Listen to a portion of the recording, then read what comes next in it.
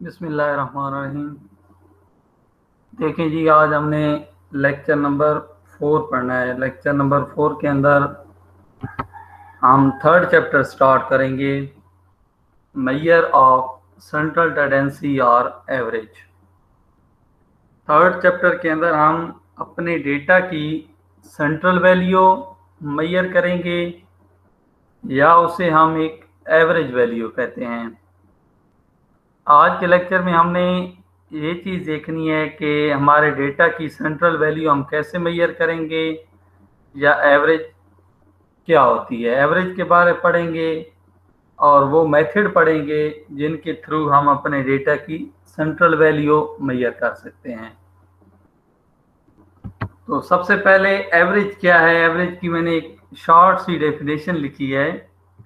Average is a single numerical value which represent the whole data.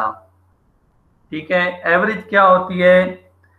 Average basically हमारे पास एक single numerical value होती है जो हमारे पूरे डेटा को रिप्रेजेंट करती है, या फिर आप एवरेज को क्या कह सकते हैं, it is also called central value which represent the whole data.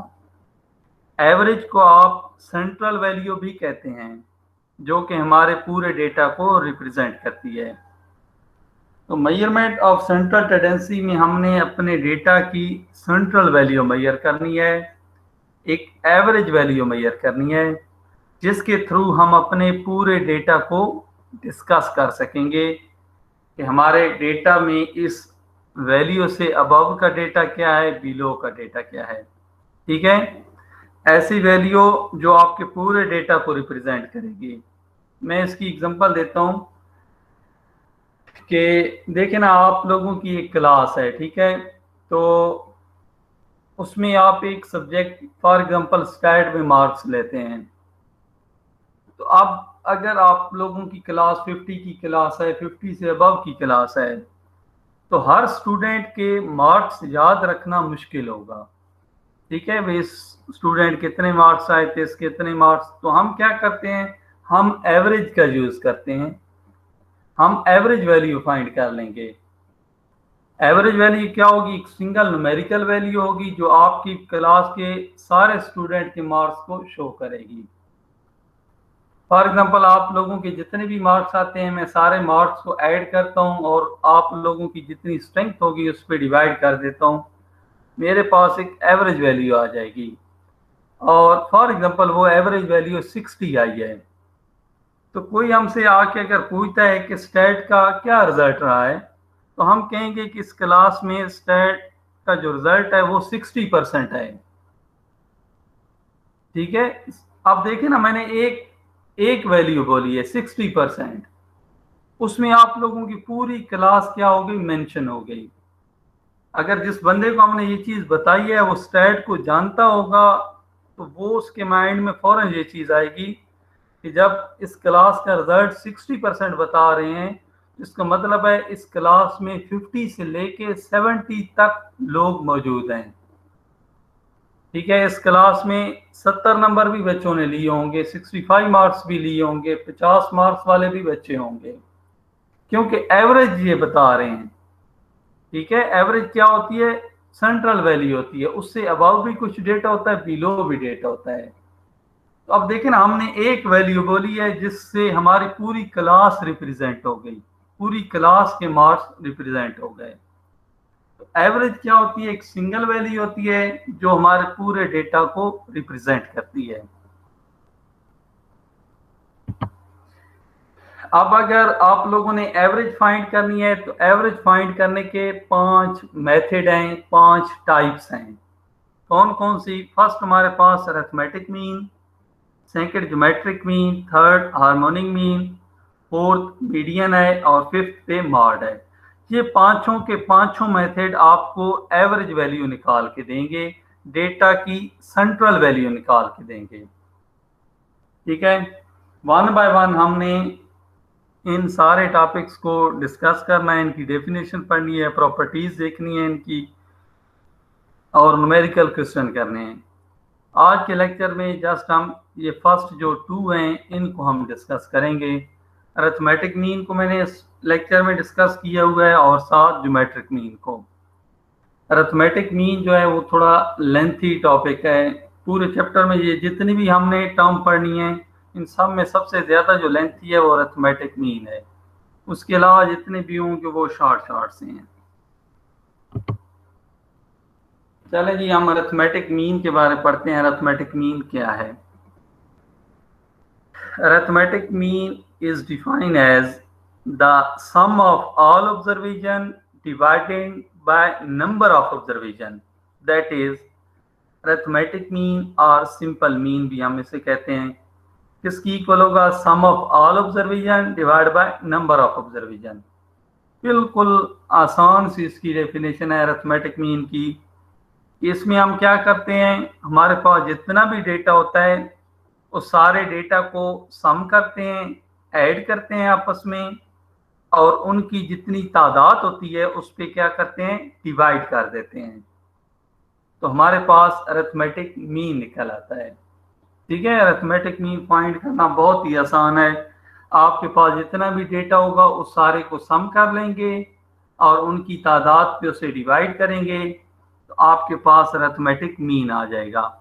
Arithmetic mean को आप A.M से भी शो करते हैं, मीन भी कहते हैं इसे।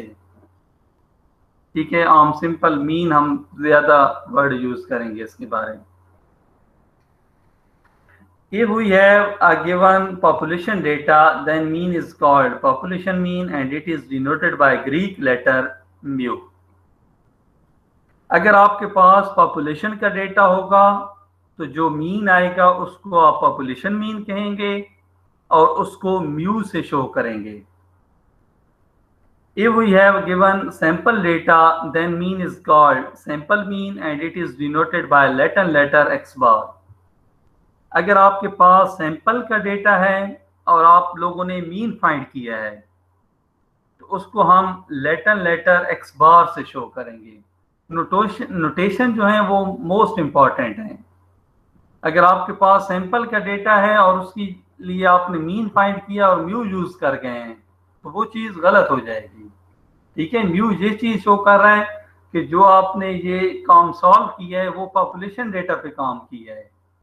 ठीक है, तो नोटेशन मस्ट है इसमें याद रखना कि पॉपुलेशन का डेटा होगा तो आप लोग मीन फाइंड करेंगे तो म्यू यूज करेंगे। सैंपल का डेटा होगा तो उसके लिए आप एक्स बार यूज करेंगे। एक्स बार से भी मीनिंग यही है अरिथमेटिक मीन के। एक्स बार भी लिख सकते हैं, A.M भी लिख सकते हैं, सिंपल मीन भी लिख सकते हैं। और दूसरी चीज ये है कि आपके पास यहाँ पे जितना भी डेटा होगा वो सैंपल डेटा गिवन होगा। पॉपुलेशन डेटा गिवन बुक्स वगैरह में नहीं होता क्योंकि पॉपुलेशन होता है complete counting of n objects. तो किसी भी ऑब्जेक्ट्स को, इंडिविजुअल को जब आप कंप्लीटली काउंट करेंगे तो वो लाखों करोड़ों में वैल्यूज चली जाती हैं। तो ऐसा डेटा बुक्स वगैरह में गिवन नहीं होता। आप लोगों को जो डेटा गिवन होगा उसमें 10 वैल्यूज होंगी, 15 वैल्यूज होंगी, इससे ज़्यादा नहीं होंगी। तो जो डेटा आप लोगों को बुक्स में या हम जो डेटे के साथ डील करेंगे वो सैंपल डेटा होगा, इसलिए हम मोस्टली एक्स बार ही यूज करेंगे। यहाँ पे देखें जी, मैंने फार्मूले बनाए हैं। अगर आप लोगों के पास पॉपुलेशन मीन है और एन ऑब्जर्वेशन है, मैंने बताया था पॉपुलेशन का जो साइज होता है उसको हम कैपिटल एन से शो करते हैं। एन ऑब्जर्वेशन है और आप लोगों ने उसका मीन फाइंड करना है तो देखें जी, म्यू से हम शो करेंगे इसको। सारी वैल्यूज जितनी भी थी उन सारी वैल्यू एन वैल्यूज को हमने क्या किया है, ऐड किया है आपस में, और उनकी जो तादाद थी, तादाद कितनी थी, कैपिटल एन, उस पे हमने क्या किया है, डिवाइड कर दिया। तो हमारे पास अरिथमेटिक मीन आ जाएगा। ये इसको आप क्लोज करके लिखें तो क्या लिखेंगे, summation x i over capital N. ठीक है, समेशन सम को शो करता है कि वैल्यू सम हो रही हैं, एक्स की जितनी भी वैल्यूज हैं वो सम हो रही हैं और उनकी तादाद पे डिवाइड हो रही हैं। तो ये आपके पास फार्मूला बन जाएगा अरिथमेटिक मीन का। Sample mean of a set of n observation is, अगर आपके पास सैंपल डेटा है। सैंपल डेटा को हम स्मॉल एन से शो करते हैं। वो डेटा है, उसका आप मीन फाइंड करना है तो एक्स बार से शो करेंगे। देन उन सारी वैल्यूज को ऐड करेंगे और उनकी जो तादाद होगी उस पर डिवाइड करेंगे, तो आपके पास सैंपल मीन आ जाएगा। सैंपल मीन होगा तो क्या formula, summation x i over n. ये आई शो कर रहा है कि ये वेरिएबल क्वांटिटी है, ये बढ़ रही है। जैसे देखें ना, एक्स की वैल्यू 1 है, यहाँ पे 2 है, 3 है, up to so on n तक जा रही है। इसलिए यहाँ पे मैंने आई का साइन यूज किया है। आई की वैल्यू किसकी इक्वल होगी, आई 1 से स्टार्ट हो रहा है और एन तक जा रहा है। ठीक है, तो सैंपल डेटा होगा तो उसके लिए आप ये फार्मूला यूज करेंगे, सारी वैल्यूज को ऐड करेंगे और उनकी तादाद पे डिवाइड कर देंगे। It is to be noted that population mean is fixed quantity while sample mean is variable quantities because different sample from population have different mean। वो कहता है कि जो आपके पास पॉपुलेशन मीन होगा वो फिक्स होगा, वो फिक्स क्वांटिटी आएगी, वो ए की वैल्यू आएगी। बट जो सैंपल होते हैं वो डिफरेंट आएंगे, उसकी वैल्यू जो होगी, उसके आंसर जो होंगे वो डिफरेंट आएंगे, क्योंकि डिफरेंट जो हम सैंपल लेते हैं उनके डिफरेंट ही मीन आएंगे। इसकी एग्जांपल ऐसे समझिए, जैसे आप लोगों की क्लास है, 50 स्टूडेंट है, उसमें अब 50 स्टूडेंट, मैं कहता हूं कि ये पॉपुलेशन है। अब उनका अगर मैंने अरिथमेटिक मीन फाइंड करना है, मैंने करना है या आप लोगों में कोई भी करेगा, 50 स्टूडेंट का अरिथमेटिक मीन मैं फाइंड करता हूं तो उसका आंसर फॉर एग्जांपल 4 आया है, तो आप लोगों में जो भी उनका मीन फाइंड करेगा 4 ही आंसर आएगा, क्योंकि हर बंदा उन 50 स्टूडेंट को डिस्कस कर रहा है, तो 4 ही आंसर आएगा, वो फिक्स होगा। लेकिन अगर मैं कहता हूं कि इस 50 की क्लास में आप अपने से कोई से 10 स्टूडेंट ले लें और उनका मीन निकालें, आप 10 जो हम ले रहे हैं वो सैंपल हो गया, ठीक है, 50 में से कोई 10 स्टूडेंट ले लेना, वो एक सैंपल है। तो अब हर स्टूडेंट अपनी मर्जी के कोई ना कोई 10 स्टूडेंट यानी कि सिलेक्ट करेगा, तो हर किसी का क्या डिफरेंट मीन आएगा, ठीक है। तो जो सैंपल होते हैं वो हर बंदा अपनी मर्जी से सिलेक्ट करता है, तो उसका आंसर रैंडम होगा, वेरिएबल होगा, वो फिक्स नहीं होगा, ठीक है, वो person to person change answer आएंगे। लेकिन अगर आप पॉपुलेशन को डिस्कस करेंगे, पॉपुलेशन मीन को, तो वो फिक्स होगा, वो हर किसी का एक ही आंसर आएगा। तो पॉपुलेशन मीन फिक्स क्वांटिटी होती है, सैंपल मीन वेरिएबल क्वांटिटी होती है। सर इसकी एग्जांपल कोई दिखाए नहीं करते, सही समझ है। जी जी, क्या पूछ रहे हैं सर? मैं कह रहा हूँ इसकी एग्जांपल कह रहे हैं, बिल्कुल सर, एग्जांपल सर एक करा दें ताकि थोड़ी सी सही समझ आ जाए। हाँ, ये थ्योरी हो गई, अभी हम एग्जांपल स्टार्ट कर रहे हैं, ठीक है। एग्जांपल हम हर टाइप के डेटे के लिए करेंगे, ठीक है। लेक्चर थोड़ा सा लेंथी होगा, लेकिन ये है कि उसमें मैंने एग्जांपलें की हुई हैं, फुल सॉल्व की हुई हैं, हर टाइप के डेटे के लिए, अन ग्रुप के लिए भी की है, ग्रुप डेटे के लिए भी की हुई है। तो ये देखें जी, एग्जांपल है, फर्स्ट एग्जांपल है, कैसे क्वेश्चन आएगा अरिथमेटिक मीन का। The marks obtain by 9 student are given below. 9 student थे क्लास में, उन्होंने ये मार्क्स लिए हैं किसी भी सब्जेक्ट में। कैलकुलेट अरिथमेटिक मीन, ठीक है, कहा गया अरिथमेटिक मीन का इनका फाइंड करें, या एवरेज भी कहा जा सकता है कि एवरेज फाइंड करें, ठीक है। तो हम यहाँ पे अरिथमेटिक मीन पढ़ रहे थे, तो अरिथमेटिक मीन को फिलहाल डिस्कस करेंगे। अरिथमेटिक मीन का क्या फार्मूला पड़ा है, अगर हमारे पास सैंपल डेटा होगा, x bar is equal to summation x i over n. ये जो 9 वैल्यूज थी, इन सारी वैल्यूज को मैंने क्या किया है, ऐड किया है और इनकी तादाद पे डिवाइड कर दिया है। इन 9 वैल्यूज का जो सम आया है 360 आया है, डिवाइड बाय नंबर पे करेंगे, जो इनकी तादाद थी वो 9 थी, इसको मैंने डिवाइड किया तो मेरे पास अरिथमेटिक मीन क्या है, 40। अब ये 40 क्या है, मार्क्स हैं, ठीक है, एक एवरेज वैल्यू आई है, एक सिंगल वैल्यू आई है, जो आपके इस पूरे डेटा को क्या कर रही है, शो कर रही है। ठीक है, यहाँ तक बस इसका क्वेश्चन सॉल्व हो गया। सारी वैल्यूज को सम किया है, उनकी तादाद पे डिवाइड किया है, तो आपके पास अरिथमेटिक मीन आ गया। अब मैं अगर इसकी इंटरप्रिटेशन पूछता हूँ कि इसकी इंटरप्रिटेशन क्या है, x bar is equal to 40, आगे मैंने मार्क्स भी लिखे हैं। तो अभी ये जो 9 स्टूडेंट थे, इनके क्या है, एवरेज मार्क्स आए हैं। ठीक है, एक एवरेज वैल्यू आई है। देखें ना, ये सिंगल न्यूमेरिकल वैल्यू है जो आपकी इन 9 वैल्यूज को शो कर रही है। 40 क्या है, एक सेंट्रल वैल्यू है। इसके ये मीनिंग है कि 30 से 50 की रेंज में स्टूडेंट के मार्क्स आए हैं।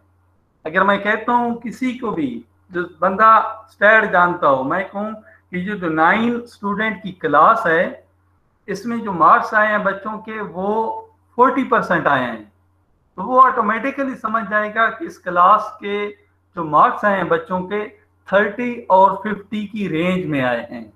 क्योंकि जब ये बंदा मुझे 40% कह रहा है तो 40 एवरेज मुझे बता रहा है।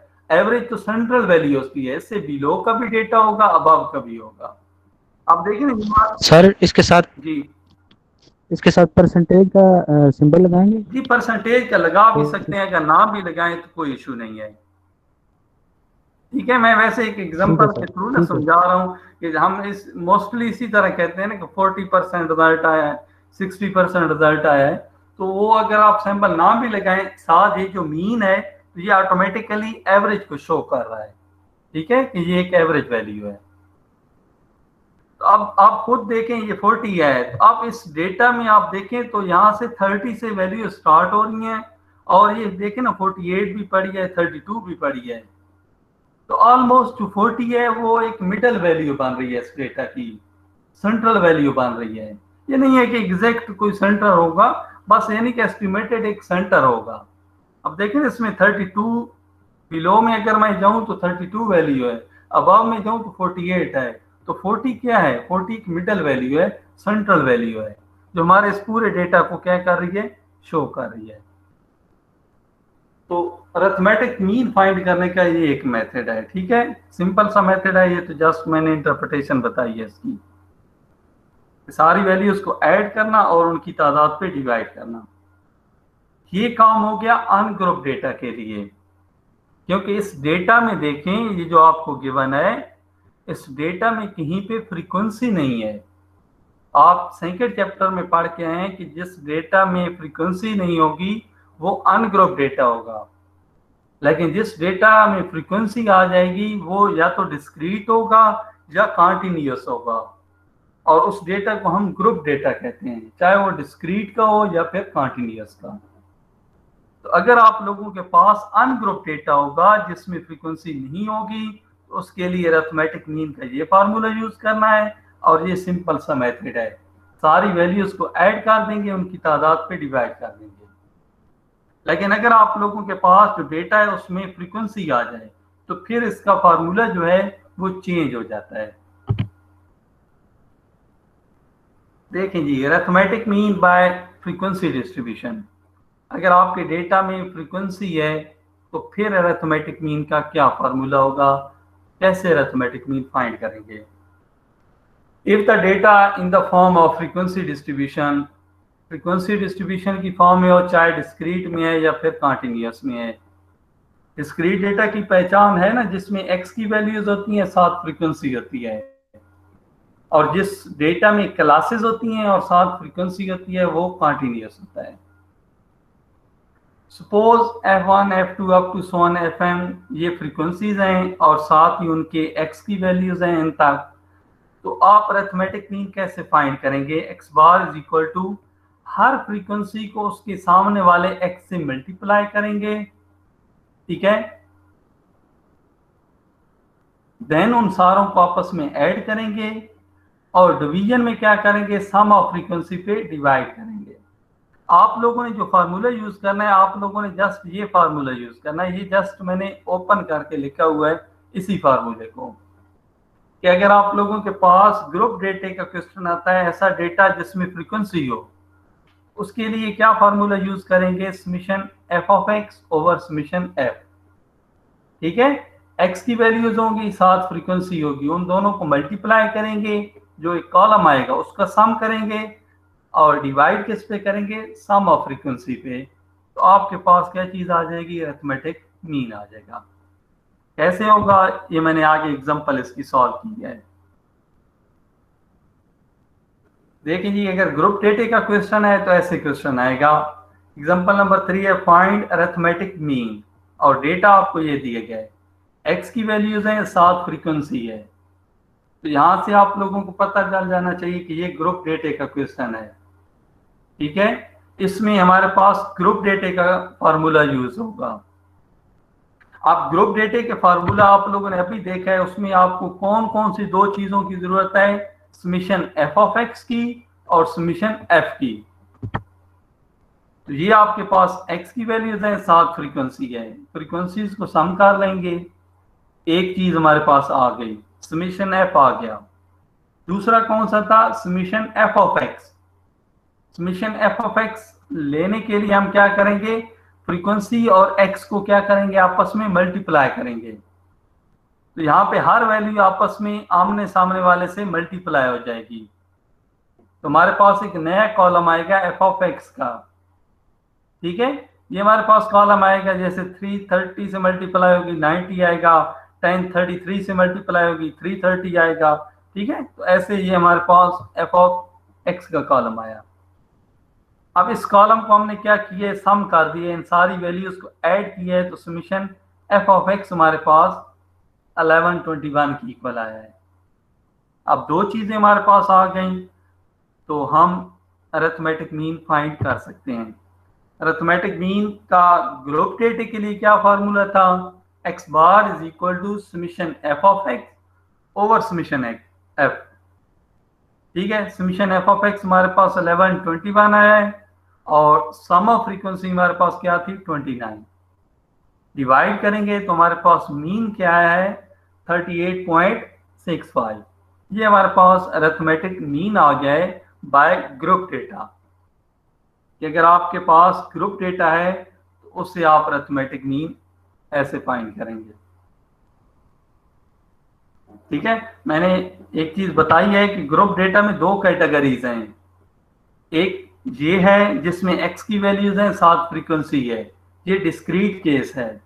यहाँ पे आपको क्लासेस भी गिवन हो सकती थी, क्लासेस होती 7 फ्रीक्वेंसी होती, उसके लिए आप लोगों ने जस्ट एक कॉलम एक्स्ट्रा बनाना है एक्स का, वो मैंने आगे एग्जांपल सॉल्व की हुई है ऐसी भी। ठीक है, तो उसमें क्या करेंगे, दो क्लासेस को ऐड करके 2 पे डिवाइड करेंगे, सबसे पहले एक्स लेके आएंगे, देन उनको फ्रीक्वेंसी से मल्टीप्लाई करेंगे। तो वैसी भी कंडीशन गिवन हो सकती है। ग्रुप डेटा में दो कैटेगरीज हैं, डिस्क्रीट की भी और कंटिन्यूअस की भी। तो मेन चीज है फार्मूला आपको याद होना चाहिए। जब फार्मूला याद होगा तो उसकी जो रिलेटेड चीजें होती हैं वो आप उस डेटा से निकाल सकते हैं, क्योंकि ऐड करना है, ऐड सब्ट्रैक्ट करना होता है, और तो उसमें कुछ ऐसी चीज नहीं होती। ठीक है, मेन चीज है फार्मूला आपको प्रॉपर याद होना चाहिए, अनग्रुप डेटा के लिए क्या फार्मूला है और ग्रुप डेटा के लिए। तो ये जो हमने अभी मेथड किया है, ये अरिथमेटिक मीन को सॉल्व करने का मेथड था, डायरेक्ट मेथड। मैंने बताया कि अरिथमेटिक मीन का जो हमारा टॉपिक होगा ये थोड़ा सा लेंथी है, क्योंकि इसमें डिफरेंट मेथड हैं इसको सॉल्व करने के।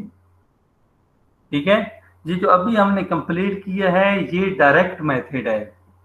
अगर अरिथमेटिक मीन आपको कहा जाता है कि फाइंड करें बाय डायरेक्ट मेथड, ठीक है, या आपको क्वेश्चन में मेंशन नहीं होता कि कौन से मेथड से सॉल्व करना है, तो हम मोस्टली डायरेक्ट मेथड यूज करते हैं जो अभी हमने किया है। बट अरिथमेटिक मीन को सॉल्व करने के दो और भी मेथड हैं। एक हमारे पास शॉर्टकट मेथड है और एक हमारे पास स्टेप डेविएशन मेथड है। वो मेथड हम क्यों यूज करते हैं, इस मेथड से जब आंसर आ रहे हैं तो वो मेथड हम क्यों यूज करते हैं, उसके पीछे रीजन ये है कि अगर आपके पास डेटा, लार्ज डेटा आ जाए, बड़ा डेटा आ जाए, तो फिर उस डेटा को हैंडल करना मुश्किल हो जाता है। ठीक है, उस डेटा को हैंडल करना मुश्किल हो जाता है, क्योंकि डायरेक्ट मेथड में जो वैल्यूज हमें गिवन होती हैं वही वैल्यूज हम मल्टीप्लाई ऐड सब्ट्रैक्ट करते हैं, उसमें कमी बेशी नहीं होती, ठीक है। लेकिन अगर आप उसी डेटा को शॉर्टकट मेथड से सॉल्व करते हैं तो उसमें डेटा जो होगा वो थोड़ा कम हो जाएगा। मतलब कि अगर आपके पास 4 फिगर की वैल्यू है तो वो 2 फिगर में आ जाएगी। अगर आपके पास 4 फिगर की वैल्यू है, आप स्टेप डेविएशन से सॉल्व करते हैं तो वो और कम हो जाएगी, वो 1 फिगर में आ जाएगी। आप बगैर कैलकुलेटर के अरिथमेटिक मीन सॉल्व कर लेंगे। तो इसीलिए हम ये 2 अदर मेथड भी यूज करते हैं। आंसर तीनों से सेम आएगा। आप एक डेटा लें, उसका अरिथमेटिक मीन डायरेक्ट से करें, शॉर्टकट से करें, स्टेप डेविएशन से, तीनों से आंसर सेम आएगा। जस्ट डेटा को आसान बनाने के लिए, उस डेटा को ताकि ऐड सब्ट्रैक्ट आसानी से हो, उसके लिए हम ये अदर मेथड भी यूज करते हैं। तो इनकी भी मैंने एक एक एग्जांपल सॉल्व कराई है ताकि थोड़ा सा आपको इनके बारे में नॉलेज हो। तो अब हम सेकंड मेथड इसका सॉल्व करने लगे हैं, shortcut method. The arithmetic mean by shortcut method, we use a formula. Shortcut method के लिए आप ये फार्मूला यूज करेंगे, x bar is equal to a plus summation d over n। ये अनग्रुप डेटा के लिए है।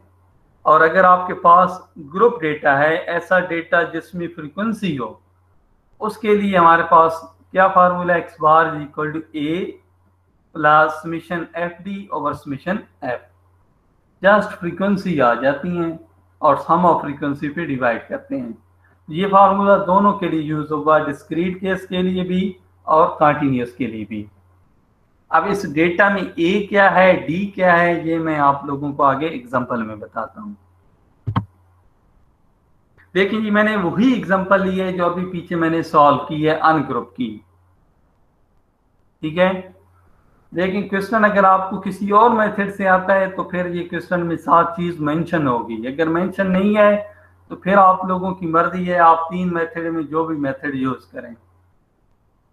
The marks obtain by 9 students are, वही मार्क्स हैं बच्चों के, calculate arithmetic mean by shortcut method. आप देखें ना जी, 7 नाम मेंशन है कि आप ये क्वेश्चन सॉल्व करें शॉर्टकट मेथड से। तो आप जब शॉर्टकट मेथड का कहा जाएगा तो आपको ये फार्मूला याद होना चाहिए। अनग्रुप डेटा होगा तो ये फार्मूला यूज होगा, ग्रुप डेटा होगा तो उसके लिए ये फार्मूला यूज होगा।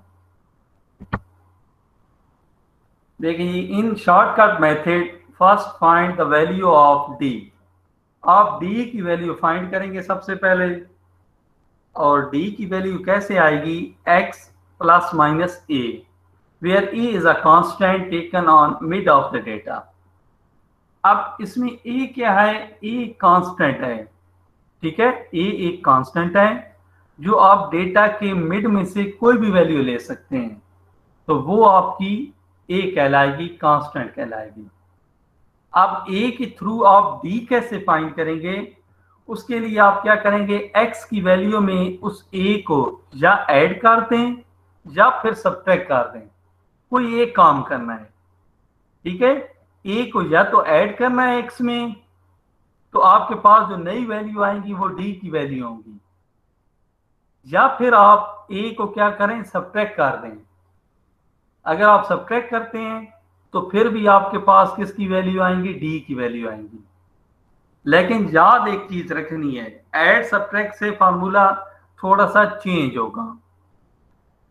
अगर आप x की वैल्यू में से इस a को ऐड करते हैं, ऐड करेंगे तो याद रखिएगा यहाँ पे फिर a जो होगा माइनस का होगा, बाकी फार्मूला सेम होगा, लेकिन इस a के साथ माइनस आ जाएगा।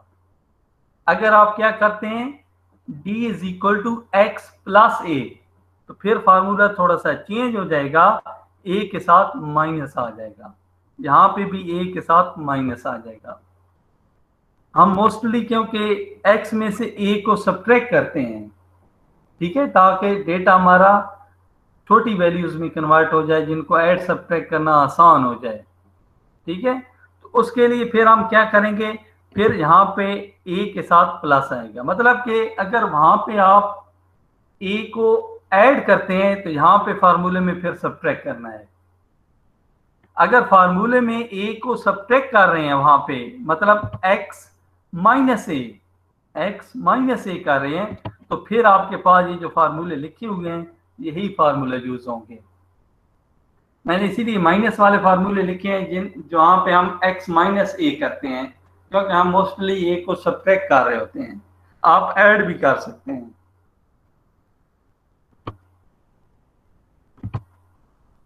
देखें जी, x की वैल्यूज मैंने लिखी हैं।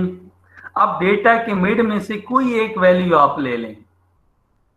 अब 9 वैल्यूज थी, 4 ऊपर छोड़ दी, 4 नीचे छोड़ दी, मिड में क्या वैल्यू बन रही है 39।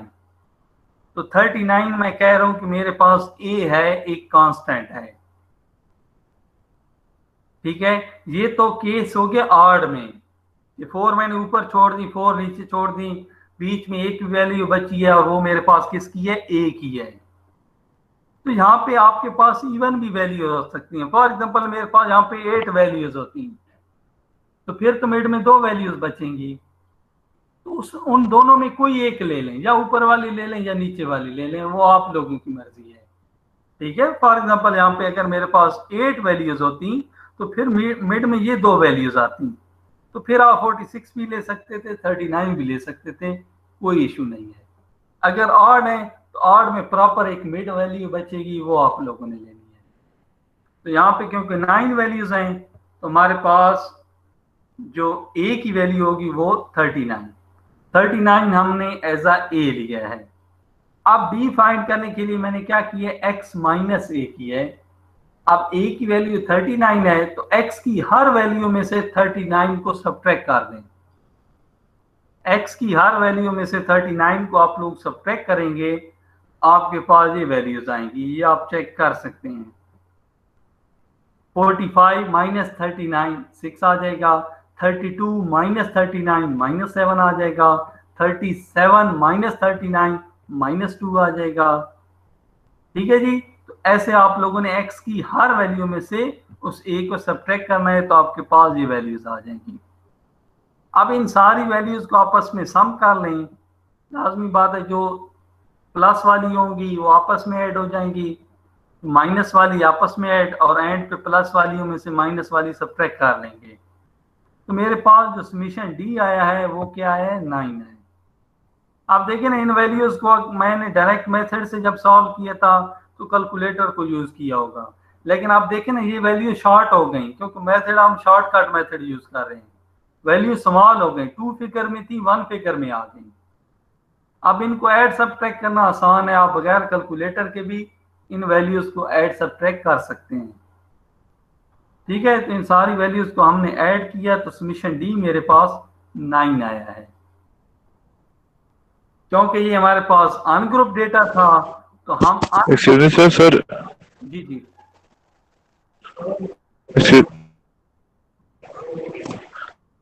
एक्सक्यूज मी सर जी जी सर इस चीज को सर एक दफा जरा दोबारा समझा दीजिएगा सर।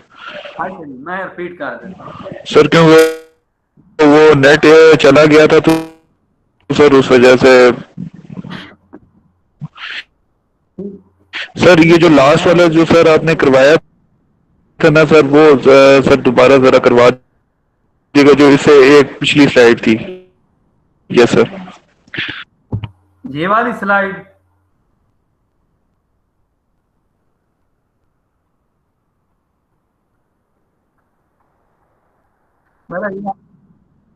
ठीक है बेटा, ये हम शॉर्टकट मेथड कर रहे हैं। मैंने बताया कि अरिथमेटिक के 3 मेथड हैं सॉल्व करने के, एक डायरेक्ट है जो हम पीछे कर रहे हैं अभी, ये शॉर्टकट मेथड है। जी सर, यहाँ से सर दोबारा समझा दीजिएगा। उसके बाद एक स्टेप डेविएशन मेथड है। तो शॉर्टकट मेथड जब आप यूज करेंगे तो उसके लिए आपको डी की जरूरत होगी, क्योंकि हमने यहाँ पे फार्मूले में डी और ए क्या था, कांस्टेंट था, और डी का हमने सम लेना है। तो वो डी कैसे आएंगी, उसके लिए मैंने बताया कि आप एक्स की वैल्यू में एक ए कांस्टेंट लें, उसको ऐड या सब्ट्रैक्ट कर दें। ए कहाँ से आप लेंगे, ए डेटा के मिड में से कोई भी वैल्यू आप ले सकते हैं, तो वो आपके पास ए होगी। आप उस वैल्यू को x की हर वैल्यू में ऐड भी कर सकते हैं, सब्ट्रैक्ट भी कर सकते हैं। अगर आप ऐड करेंगे तो इस a के साथ माइनस आएगा फार्मूले में। फिर अगर आप उस यहाँ पे क्या करते हैं, x माइनस a करते हैं, तो फिर यहाँ पे a के साथ प्लस का साइन आएगा। ठीक है, यहाँ से हमारे पास d निकल आएगा जैसा कि हमने यहाँ पे निकाला। ये हमारे पास x की वैल्यू थी। इन x की वैल्यू के मिड में से मैंने कोई एक a की वैल्यू सेलेक्ट की है, वो मेरे पास 39 आ रही थी, मिड में है ये। अब इस 39 को x की हर वैल्यू में से सब्ट्रैक्ट कर दें तो आपके पास d की वैल्यू आ जाएगी। ठीक है, 45 माइनस 39, 32 माइनस 39, 37 माइनस 39, तो आपके पास ये वैल्यूज आ जाएंगी। अब इन सारी वैल्यूज को हमने सम किया है तो हमारे पास 9 आया है। क्योंकि ये अनग्रुप का क्वेश्चन था, अनग्रुप का डेटा था, तो हमने जो शॉर्टकट का फार्मूला लगाया है वो भी अनग्रुप वाला लगाया है। x bar is equal to a plus summation d over n। अब a हमारे पास क्या था, 39 था, हमने मिड में से जो वैल्यू ली थी, a की जगह 39 आ जाएगा प्लस समेशन d हमारे पास कितना है, 9 आ गया। और n क्या है, नंबर ऑफ ऑब्जर्वेशन। तो नंबर ऑफ ऑब्जर्वेशन टोटल ये कितनी है, ये हमारे पास 9 वैल्यूज हैं। 9 वाला 1 टाइम जाएगा, 39 प्लस 1 40। एक्स बार हमारे पास क्या आ जाएगा, 40, और 40 क्या होंगे, मार्क्स होंगे। ये मैंने पिछली एग्जांपल ली है। अब आप लोग देखें ना, हमने डायरेक्ट से इसको सॉल्व किया है तो भी 40 आंसर आया था, शॉर्टकट मेथड यूज किया है फिर भी 40 आंसर आया है। शॉर्टकट से क्या हुआ है, जस्ट डेटा हमारे पास शॉर्ट हो गया था, इसको ऐड सब्ट्रैक्ट करना आसान हो गया था। ठीक है, इसी तरह आपके पास शॉर्टकट के लिए ग्रुप डेटे का भी क्वेश्चन हो सकता है। ग्रुप डेटे में जो आप डी निकालेंगे उसको फ्रीक्वेंसी के साथ मल्टीप्लाई करना होगा और उनका फिर सम लेना होगा। उसका फार्मूला मैंने ऊपर बता दिया है आप लोगों को। ये हमारे पास शॉर्टकट मेथड है। नेक्स्ट मैंने अरिथमेटिक मीन को सॉल्व किया है बाय स्टेप डेविएशन और कोडिंग मेथड। स्टेप डेविएशन भी कहते हैं, कोडिंग मेथड भी कहते हैं। अगर आप स्टेप डेविएशन या कोडिंग मेथड के थ्रू सॉल्व कर रहे हैं तो उसके लिए हमारे पास ये फार्मूला है। अनग्रुप के लिए हमारे पास क्या फार्मूला होगा, x bar is equal to a plus summation u over n multiply by h. और x bar is equal to group data है, अगर डिस्क्रीट का है या फिर कॉन्टिन्यूस का, तो उसके लिए फार्मूला है a plus summation f u over summation f multiply by h. ये हमारे पास ग्रुप डेटे के लिए फार्मूला है। अब इस फार्मूले में ए क्या है, ए सेम उसी तरह कांस्टेंट है जो कि आप डेटा के मिड में से लेंगे। यू हम कैसे फाइंड करेंगे वो मैं नेक्स्ट स्लाइड पे बताता हूँ। एन हमारे पास नंबर ऑफ ऑब्जर्वेशन होंगी। एच क्या होता है, एच हमारे पास क्लास इंटरवल होगा। ठीक है, एच हमारे पास क्या होगा, क्लास इंटरवल। तो यहाँ पे देखिए मैंने एक कॉन्टिन्यूस का डेटा लिया है ताकि मैंने कहा हर जो हमने 2-3 मेथड किए हैं इसमें ताकि हर टाइप का डेटा कवर हो जाए। ठीक है, यहाँ पे मैंने कॉन्टिन्यूस का डेटा लिया है। Find arithmetic mean by step deviation method. ऊपर मेंशन है कि आप अरिथमेटिक मीन फाइंड करें बाय स्टेप डेविएशन मेथड, और नीचे जो डेटा गिवन है वो आपके पास कॉन्टिन्यूस डेटा है, ग्रुप डेटा। और ग्रुप डेटा में कौन सी टाइप्स है, कॉन्टिन्यूस की, क्योंकि आपके पास ये क्लासेस गिवन है और साथ फ्रीक्वेंसी है। ठीक है, तो अब इस डेटा के लिए हमने अरिथमेटिक मीन फाइंड करना है लेकिन स्टेप डेविएशन मेथड से। तो in step deviation first we can find u की वैल्यू आप लोग फाइंड करेंगे। और u हमारे पास किस चीज की इक्वल होगा, u is equal to x plus minus a over h। Same जैसे हमने शॉर्टकट में किया था कि x की वैल्यू में a को ऐड करना है या फिर सब्ट्रैक्ट करना है, ये काम करना है। और यहाँ पे एक एक्स्ट्रा काम क्या होगा, हम क्लास इंटरवल पे इसको डिवाइड भी करेंगे। जो भी आंसर आएगा उसको क्लास इंटरवल पे डिवाइड भी जब करेंगे तो वो आप लोगों के पास u की वैल्यू आएगी।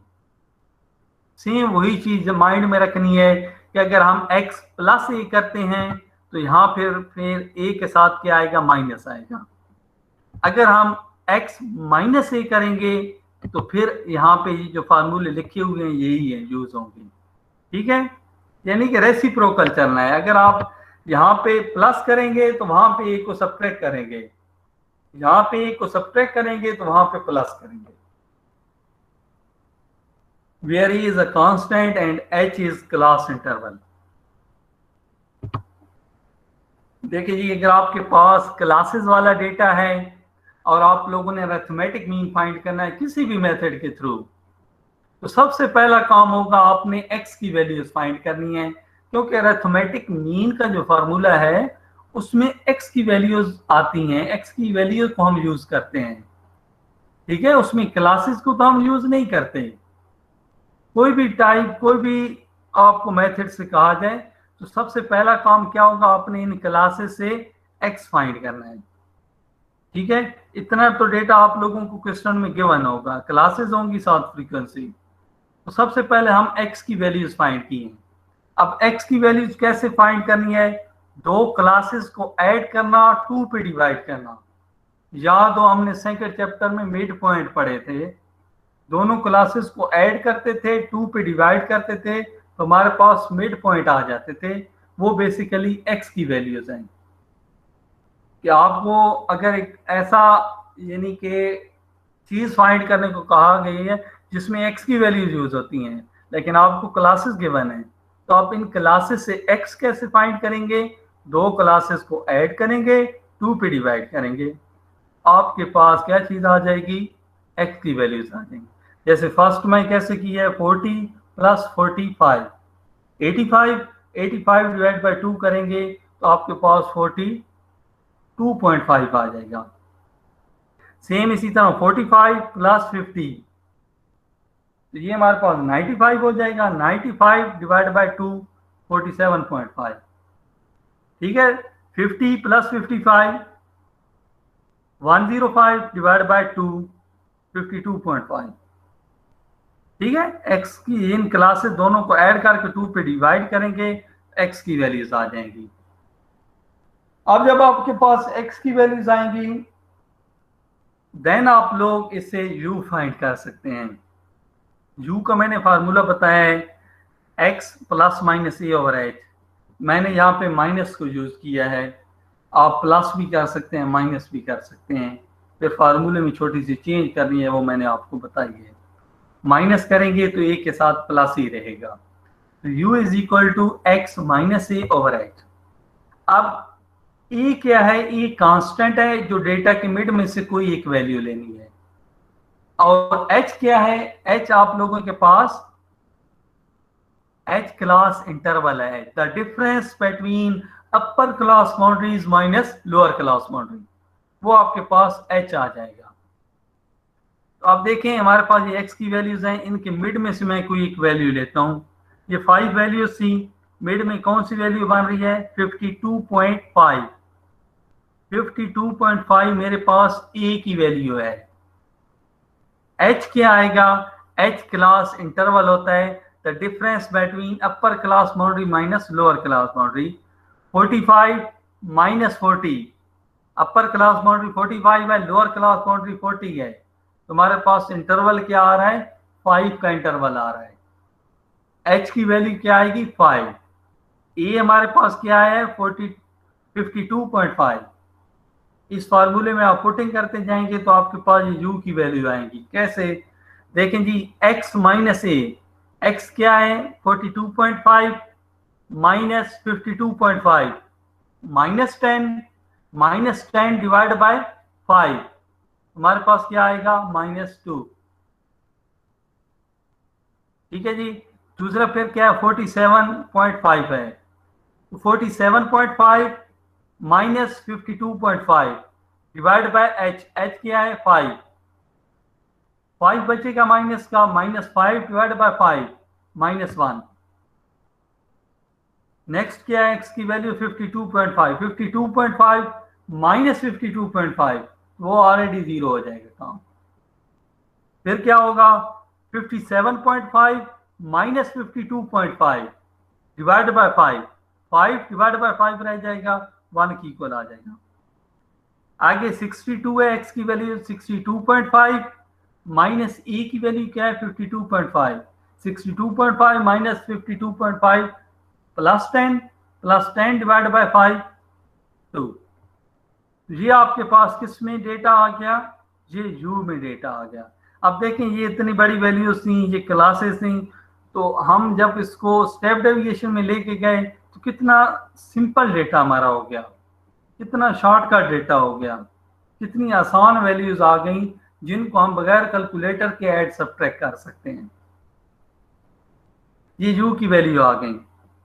अब अगर अनग्रुप डेटा होता तो मैं इन्हीं u की वैल्यूज को सम करता और फार्मूले में जाके पुटिंग कर देता, क्योंकि यहाँ पे ग्रुप डेटे का क्वेश्चन है, इसमें फ्रीक्वेंसीज भी गिवन है, तो आपके पास जो u आएगा उनको फ्रीक्वेंसी से मल्टीप्लाई भी करना है, क्योंकि जो ग्रुप डेटे के लिए फार्मूला है उसमें हमें सम जरूरत था समेशन FU।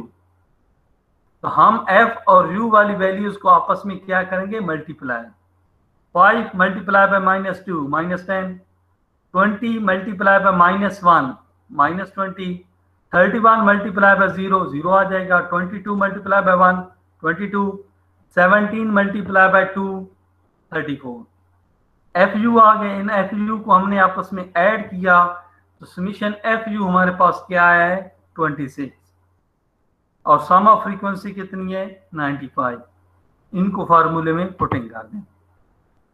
ये हमारे पास फार्मूला है, x bar is equal to a plus summation FU over summation F multiply by h। ठीक है, a की वैल्यू मैंने क्या रखी थी 52.5, वो आ गई, प्लस समीशन FU मेरे पास 26 आया है, समीशन F हमारे पास 95 है, multiply by h class interval वो क्या था 5 वो रखा है। इन दोनों को डिवाइड करें, 5 से मल्टीप्लाई करें, जो भी आंसर आए उसमें 52.5 को ऐड कर दें, तो आपके पास अरिथमेटिक मीन आएगा। अरिथमेटिक मीन हमारे पास क्या आया है 53.86। ये हमने क्वेश्चन सॉल्व किया है स्टेप डेविएशन मेथड से। आप इसी क्वेश्चन को डायरेक्ट मेथड से सॉल्व करें, शॉर्टकट मेथड से सॉल्व करें, फिर भी आंसर यही आएगा 53.86। तो ये हमने अरिथमेटिक मीन पढ़ा है, जिसके अंदर हमने सबसे पहले इसकी डेफिनेशन पढ़ी है, फिर इसको डायरेक्ट मेथड से सॉल्व किया है, फिर एक एग्जांपल हमने शॉर्टकट मेथड पे की है, और एक एग्जांपल हमने स्टेप डेविएशन और कोडिंग मेथड।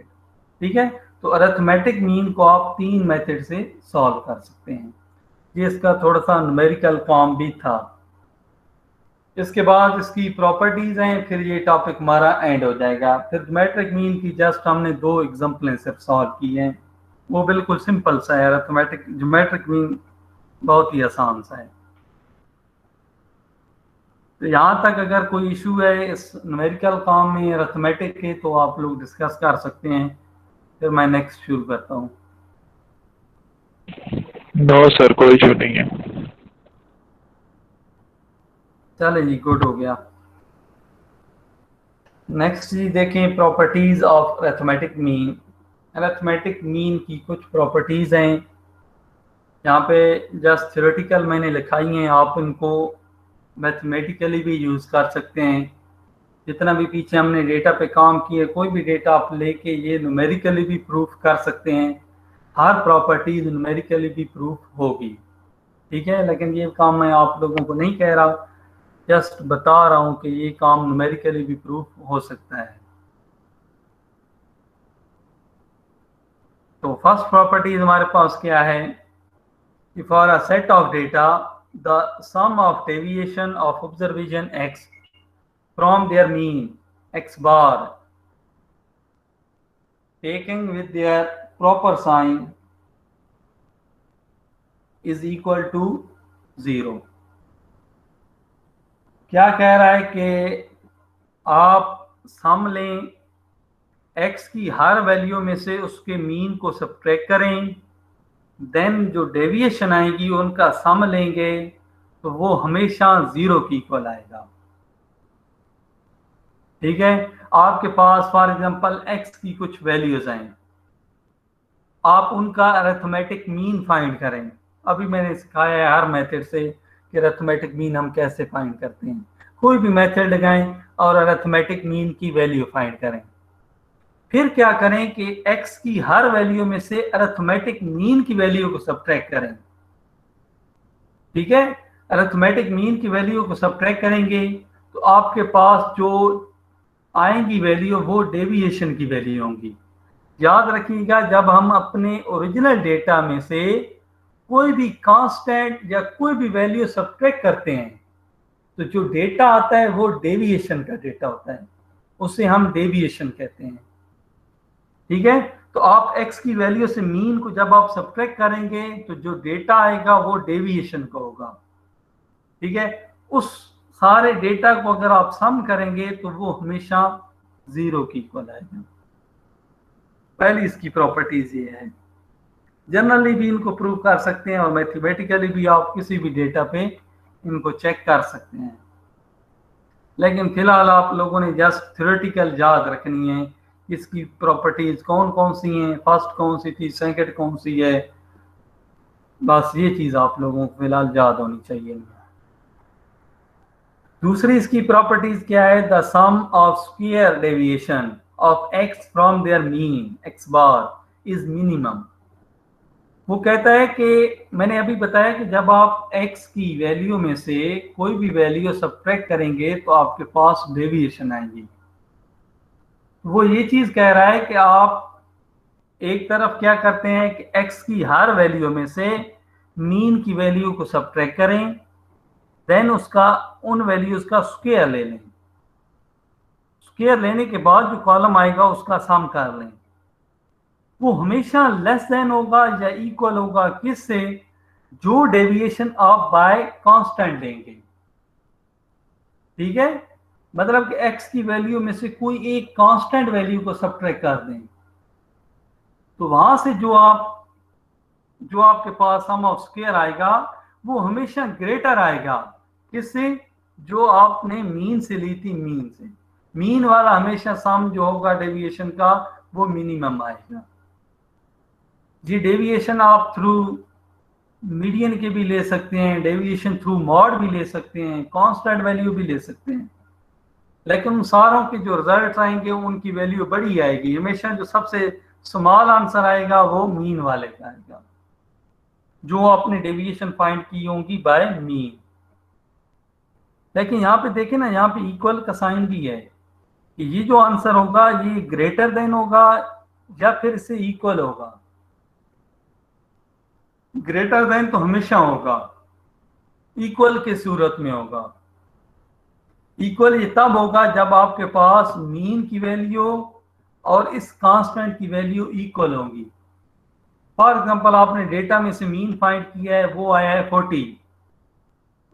ठीक है, आपने उसके थ्रू डेविएशन ली है, x की वैल्यू में से 40 को सब्ट्रैक्ट किया है, जो आंसर आया उनका स्क्वायर लिया, उनको सम किया है। फिर आपने क्या करना है? x माइनस ए क्या है? कांस्टेंट, डेटा के मिड में से कोई वैल्यू देनी है। और अनफॉर्चुनेटली डेटा के मिड में से जो वैल्यू थी वो भी क्या थी? वो भी 40 थी, वो भी 40 थी। देन जो आपके पास ये रिजल्ट आएगा ये आपस में इक्वल आएंगे, इसका आंसर और इसका आंसर इक्वल होंगे जब हमारे पास मीन और इस कांस्टेंट की वैल्यू इक्वल होगी। अदरवाइज ये हमेशा ये जो कांस्टेंट वाला रिजल्ट होगा ये हमेशा ग्रेटर देन होगा किससे? मीन वाले से। मीन वाला रिजल्ट हमेशा मिनिमम होता है। सर आज के लिए बहुत है इतना सर, पहले भी 2 क्लासेस लेक्चर ले चुके हैं सर, समझ नहीं आ रही आगे।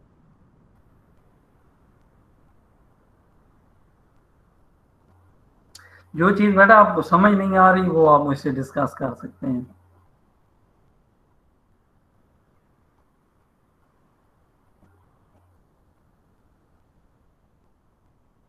समझ ना आए तो बेटा आप हर पॉइंट को 10 दफा भी मुझसे डिस्कस कर सकते हैं, 10 दफा भी रिपीट करा सकते हैं।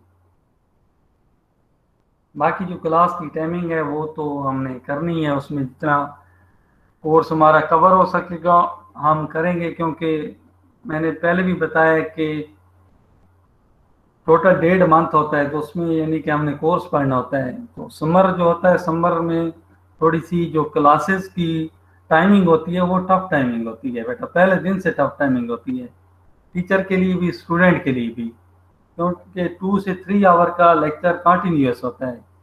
अगर यूनिवर्सिटी ओपन होती तो उसमें 3 आवर का एक ही लेक्चर होता है। तो यहाँ पे थोड़ी सी टफ टाइमिंग होती है समर में। अभी हमें 1 घंटा हुआ है क्लास स्टार्ट हुए हुए, मैंने तो कभी 2 घंटे पूरे नहीं किए, जो यानी कि टाइम हमारा जो कोर्स होता है वो कंप्लीट हो जाता है तो हम एंड कर लेते हैं। बाकी ये कि मैंने पहले भी बताया था कि आप लोगों के लिए ऑफर है, आप 1 घंटे बाद 10 से 15 मिनट की ब्रेक ले सकते हैं, 10 से 15 मिनट में फ्रेश हों, उसके बाद फिर आ जाएं। तो आप लोगों ने कहा था नहीं सर हम कंटिन्यूस पढ़ेंगे, फिर जैसे ही खत्म होगा तो फिर क्लास ऑफ हो जाएगी। चलें जी, इतना काम नहीं है, 2 प्रॉपर्टीज हैं और 2 एग्जाम्पल हैं, आगे हो जाएगा इंशाल्लाह 15-20 मिनट में।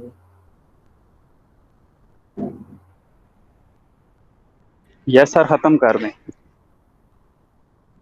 यस सर, बस जल्दी सर करवा दें ताकि पूरा कोर्स कंप्लीट हो चलें जाए। जी, थर्ड हमारे पास है कि सब group of a data containing n1 n2 n3 up to so on nk observation having their respected mean x1 bar x2 bar xk bar, then the mean for all data is। वो कहता है कि आपके पास कोई n group n सब group का data है, मतलब कि आपके पास k सीरीज हैं, मतलब कि डिफरेंट डेटा है, डिफरेंट चीज़ों का अलग अलग डेटा है, आपने हर एक का मीन फाइंड किया है और आपको कहा जाता है कि आप कंबाइंड मीन फाइंड करें, इन सारों का एक ही मीन फाइंड करें। तो वो जो मीन आएगा उसको आप कंबाइंड मीन का नाम देंगे, ठीक है। उसको x बार c से शो करते हैं कंबाइंड मीन, या x डबल बार, ठीक है, ये कंबाइंड मीन का साइन है। जब आप मीन का मीन फाइंड करेंगे तो वो कंबाइंड मीन आएगा। वो कैसे फाइंड करेंगे, उसके लिए हमारे पास ये फार्मूला है कि हर जो मीन होगा उसको उसके साइज के साथ मल्टीप्लाई करेंगे, n1 x1 bar plus n2 x2 bar n3 x3 bar to so on nk xk bar, ठीक है। हर मीन को उसके साइज के साथ मल्टीप्लाई करके आपस में क्या करना है, ऐड करना है, और डिवाइड किस पे करना है, जितने भी ग्रुप से उन सारों की तादाद पे, ठीक है, उनकी तादाद के सम पे हम क्या करेंगे, डिवाइड करेंगे। तो हमारे पास कंबाइन होके जो एक मीन आएगा उसे हम कंबाइंड मीन का नाम देंगे, उसको x बार c या x डबल बार से शो करते हैं।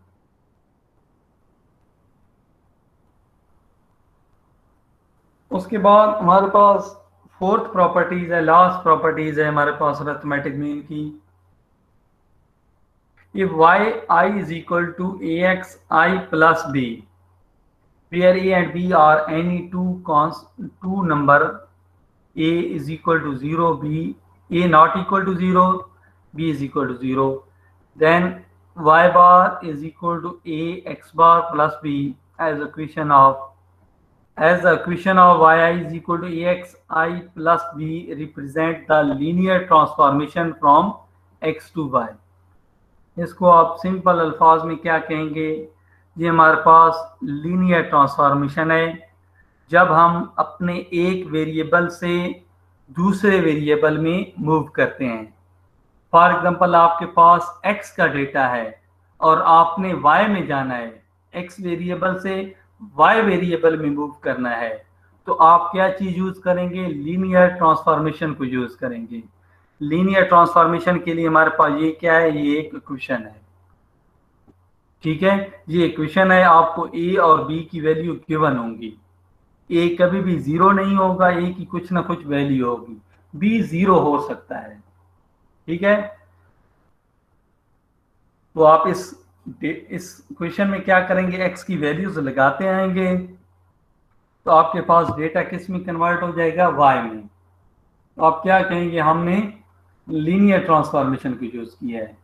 और फॉर एग्जांपल आपको कहा जाता है कि आपको x का डेटा गिवन है और कहा जाता है कि मीन फाइंड करें y बार का, मतलब डेटा आपके पास x का है, मीन वो y बार कह रहे हैं, तो तो आपने वहां पे क्या करना है, x का मीन निकाल लेना है।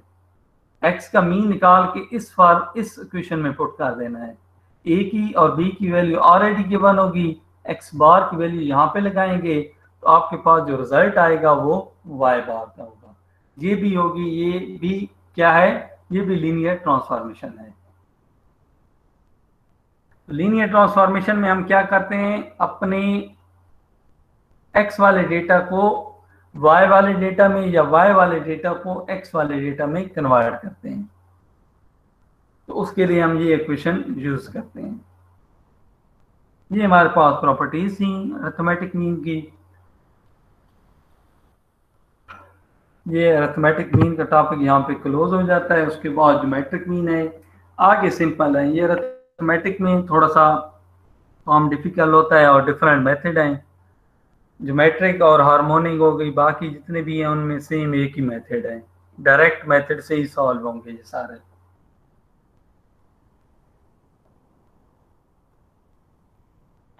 ठीक हो गया सर। चलें जी, ज्योमेट्रिक मीन सबसे पहले इसके बारे में पढ़ते हैं। ज्योमेट्रिक मीन है क्या? The geometric mean of a set of n positive value x1 x2 x3 up to so on xn is defined as the positive root of their product। मतलब कि ज्योमेट्रिक मीन क्या है, आपके पास जितनी भी values होंगी उनका आपने पॉजिटिव रूट्स लेना है। मतलब उन वैल्यूज को आपस में मल्टीप्लाई करना है, देन उनका रूट्स लेना है, तो आपके पास ज्योमेट्रिक मीन आ जाएगा। जैसे मैंने यहाँ पे लिखा है geometric mean is equal to n values थी तो n पॉजिटिव स्क्वायर रूट मैंने लिखा है। यहाँ पे मल्टीप्लिकेशन के साइन आप लोगों ने डालने हैं, ठीक है। मैं मल्टीप्लिकेशन के साइन यहाँ पे यूज नहीं किए। x1 multiply by x2 multiply by x3 up to so on multiply by xn, ये होगा, ठीक है। ये कॉमन नहीं होगा, यहाँ पे मल्टीप्लिकेशन के साइन लगाने हैं। तो इन सारी वैल्यूज को आपस में मल्टीप्लाई करना है और ऊपर क्या लेना है, पॉजिटिव n स्क्वायर रूट लेना है हमने, तो हमारे पास ज्योमेट्रिक मीन आ जाएगा। बाकी यह है कि ज्योमेट्रिक मीन के बारे दो तीन बातें याद रखनी है कि आपके डेटा में अगर कोई भी वैल्यू जीरो वाली होती है, मतलब कोई भी डेटा में एक वैल्यू जीरो है, मैं कहता हूं कि इसका ज्योमेट्रिक मीन निकाल के दें, उसका ज्योमेट्रिक मीन पॉसिबल नहीं होगा। क्योंकि आप लोग देखें इनमें कोई भी वैल्यू अगर जीरो की हो तो आपस में जब ये मल्टीप्लाई होंगे तो स्क्वायर रूट के अंदर क्या हो जाएगा, जीरो आ जाएगा, और जीरो का स्क्वायर रूट पॉसिबल नहीं है, ठीक है। उसके अलावा अगर आपके डेटा में कोई भी वैल्यू नेगेटिव की है, माइनस की कोई एक वैल्यू आ जाती है, तो उसका भी स्क्वायर रूट पॉसिबल नहीं होगा, क्योंकि स्क्वायर रूट के अंदर क्या चीज आ जाएगी, माइनस आ जाएगा, माइनस का स्क्वायर रूट पॉसिबल नहीं है। तो दो कंडीशन है जब ज्योमेट्रिक मीन पॉसिबल नहीं होगा। अगर आपके डेटा में कोई जीरो की वैल्यू है या फिर आपके डेटा में कोई माइनस की वैल्यू है, तो स्क्वायर रूट पॉसिबल नहीं होगा। इसलिए मैंने लगाया यहाँ पे x greater than zero. x जो होगा वो हमेशा ग्रेटर देन जीरो होगा, मतलब जीरो से बड़ी वैल्यूज होंगी। जीरो से बड़ी का मतलब ये है कि उसमें कोई नेगेटिव वैल्यू नहीं होगी, हमेशा पॉजिटिव वैल्यूज होंगी। नेक्स्ट देखें जी, अगर आपके पास डेटा लार्ज है, अनग्रुप डेटा होगा, ज्योमेट्रिक मीन का क्या फार्मूला है, antilog summation log of x over n। x की हर वैल्यू का लॉग लेना है और n पे क्या करना है, डिवाइड करना है। जो भी आंसर आएगा उनका एंटीलॉग ले लेंगे, ज्योमेट्रिक मीन आ जाएगा। ये फार्मूला है अनग्रुप डेटा के लिए। अगर आपके पास ग्रुप डेटा है, ऐसा डेटा जिसमें फ्रीक्वेंसी होगी, चाहे डिस्क्रीट है या फिर कॉन्टिन्यूस है, तो उन दोनों के लिए ज्योमेट्रिक मीन का एक ही फार्मूला यूज होगा, antilog summation f log of x। यहाँ पे क्या लगाना है, लॉग ऑफ x लगाना है, ठीक है। मैंने लिखा है ना समेशन f ऑफ x, यहाँ पे लगाना है summation f log of x over summation f। यहाँ x के साथ क्या लॉग लगाना है, सेम जैसे यहाँ पे लिखा हुआ है ना लॉग ऑफ x, तो लॉग ऑफ x यहाँ पे भी लिखना है। तो ये हमारे पास ग्रुप डेटा के लिए फार्मूला होगा। देखें जी, मैंने दो एग्जांपलें की हैं, एक अनग्रुप के लिए और एक ग्रुप के लिए। Calculate geometric mean for given data. आपको ये डेटा गिवन है और कहा गया है कि ज्योमेट्रिक मीन फाइंड करें। अनग्रुप डेटा है, कहीं पे फ्रीक्वेंसी नहीं है, एक्स की वैल्यूज हैं, ये सारी हमने लिख ली। उसके बाद क्या करना है, एक्स की हर वैल्यू को हम अलग अलग लॉग ले लेंगे। ठीक है, एक्स की हर वैल्यू को हम अलग अलग लॉग ले लेंगे। लॉग ऑफ 102, हमारे पास ये आंसर आएगा log of 107, log of 112, log of 117, log of 122। हमारे पास ये वैल्यूज आ जाएंगी। इन सारी वैल्यूज का क्या करेंगे, हम सम करेंगे। तो समीशन लॉग ऑफ एक्स हमारे पास क्या है, 10.2418। क्योंकि अनग्रुप डेटा था तो अनग्रुप के लिए हमने फार्मूला लगाया है कि ज्योमेट्रिक मीन किसकी इक्वल होगा, anti log summation log of x over n. ठीक है, ये छोटी छोटी मिस्टेक्स हैं, यहाँ पे आप लोगों ने लिख लेनी है। ठीक है, यहाँ पे समीशन एक्स नहीं है, समीशन लॉग ऑफ एक्स है over n. Anti log summation log of x क्या आया था, 10.2418। यहाँ पे देखें समीशन लॉग ऑफ एक्स क्या है, 10.2418 ओवर एन। एन क्या है, नंबर ऑफ ऑब्जर्वेशन। टोटल हमारे पास ऑब्जर्वेशन कितनी है, 5 है। डिवाइड किया है तो हमारे पास 2.0484 आंसर आया है। इसका क्या लेना है, एंटी लॉग लेना है। तो जब आप एंटी लॉग लेंगे तो आपके पास ज्योमेट्रिक मीन आ जाएगा। और ज्योमेट्रिक मीन की हमारे पास वैल्यू क्या है, 111.78। ये भी हमारे पास एक एवरेज वैल्यू है, ये भी हमारे स्टोरेज डेटा को क्या कर रही है, रिप्रेजेंट कर रही है। ये भी आप इस डेटा को देखें तो 111 तकरीबन मिडल वैल्यू बन रही है, क्योंकि वैल्यू देखें ना 102 से स्टार्ट हो रही हैं 122 तक जा रही हैं। तो ये एक मिडल वैल्यू है, ये एक एवरेज वैल्यू है, ये एक सेंट्रल वैल्यू है। ठीक है, तो ज्योमेट्रिक मीन भी हमें एक एवरेज वैल्यू देता है। तो अगर अनग्रुप डेटा होगा तो ऐसे आप लोगों ने ज्योमेट्रिक मीन निकालना है। नेक्स्ट, अगर आप लोगों के पास ग्रुप डेटा है, ऐसा डेटा जिसमें एक्स और साथ फ्रीक्वेंसी होंगी, क्लासेस होंगी और साथ फ्रीक्वेंसी होंगी, तो ज्योमेट्रिक मीन आप कैसे फाइंड करेंगे। देखिए जी, given the following frequency distribution of the weights calculate geometric mean. ये हमें डिफरेंट वेट्स दिए गए हैं कुछ कैटेगरीज की और साथ ही फ्रीक्वेंसी है, तो हमने इनका ज्योमेट्रिक मीन फाइंड करना है। ये हमारे पास क्या है, ग्रुप डेटा है। ठीक है, देखें क्लासेस हैं और साथ फ्रीक्वेंसी गिवन है। ये वेट आ गए, साथ फ्रीक्वेंसी आ गई। अब देखें ना, ज्योमेट्रिक मीन जो है हमारे पास, उसमें चाहे अनग्रुप डेटा हो या ग्रुप डेटा हो, हम लॉग ऑफ एक्स निकालते हैं, लॉग ऑफ एक्स। अब एक्स की वैल्यूज का होना जरूरी है। सबसे पहले हम क्या करेंगे, इन क्लासेस से, इन वेट से हम क्या करेंगे, एक्स फाइंड करेंगे। एक्स मैं बता रहा हूं क्या होते हैं, हमारे पास मिड पॉइंट होते हैं। दोनों क्लासेस को ऐड करना, 2 पे डिवाइड करना, तो हमारे पास ये एक्स की वैल्यूज आ जाएंगी।